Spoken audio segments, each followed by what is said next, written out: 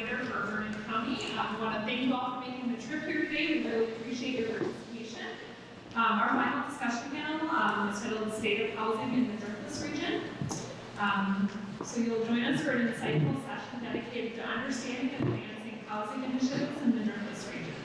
This session will delve into the shared housing goals and actual strategies that local leaders are championing to address critical housing issues.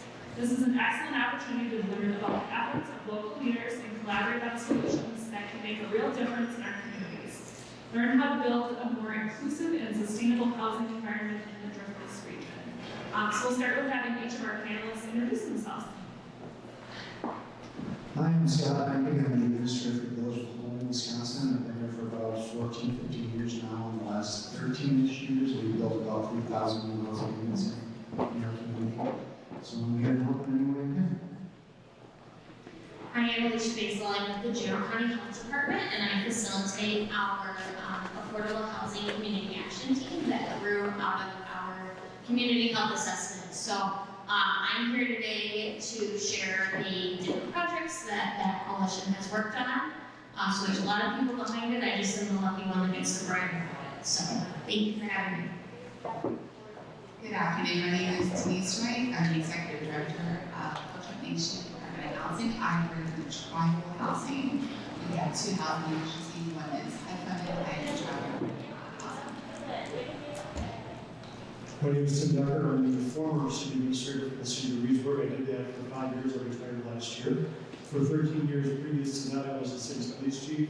And for 18 years before that, I was the assistant police chief in Pleasant Prairie in the southeastern part of the state. So if you're doing the math, I started when I was 5. Right? And I'm excited to be here to talk about this. One more thing is I was just recently elected to the Common Council, so I can really say what's on my mind. Hi, my name is Mark Lee with Driftless Development. We're the Crawford County's economic development organization. I'm pretty new, like 16 months, I guess, into this role. But prior to that, for 23 years, I was one of those evil real estate developers. So I feel like we're talking housing development. We're right in my wheelhouse. So delighted to be asked to come here today and be speaking to you all. Good afternoon, everyone. My name is Josh Finch. I am the city administrator for the city of Hillsborough. Thank you guys for being here today. Obviously, I'm a little bit biased. I do love Hillsborough, as you can probably imagine. Unfortunately, most of the outgoing administrators I will be leaving, but I'm very excited about everything that we're doing in Hillsborough. I'm very excited to talk about the great things that have been going on here as well. So thank you for being here.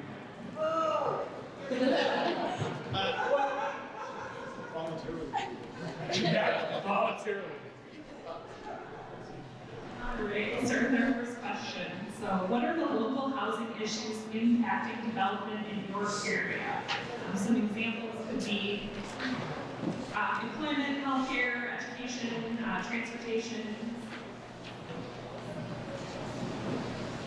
Well, for Holman and the North County area, the cross specifically, what I think the bulk of obstruction comes, and we've heard in some of the presentations today, is tied to the inefficiency of the government itself and the lack of investment opportunities that might be available. For example, you can't take months and months and months to get something done. It has to be done quickly.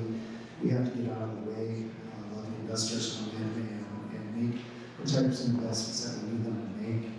We talk about zoning issues today a lot.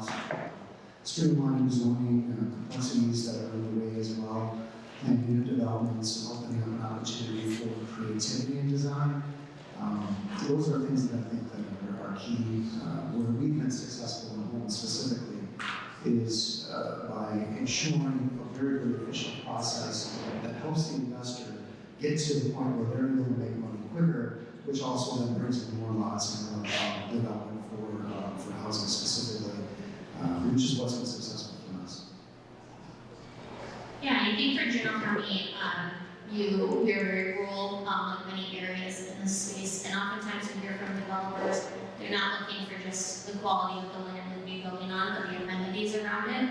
So in a county with very little public transportation, if you are not a senior or have a disability, being in a space with only about 3 grocery stores throughout the entire county, those are making it much harder for our developers to want to even take a look at our county. So we have a ton of unique opportunities and a ton of space where we could have some strong development.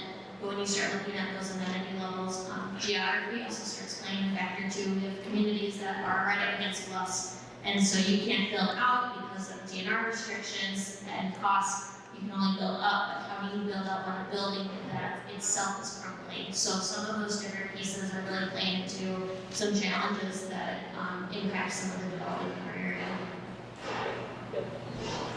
The Ho-Chunk Nation is a unique tribe. We are spread across 4 districts that go into Minnesota, Iowa, Michigan, and Illinois.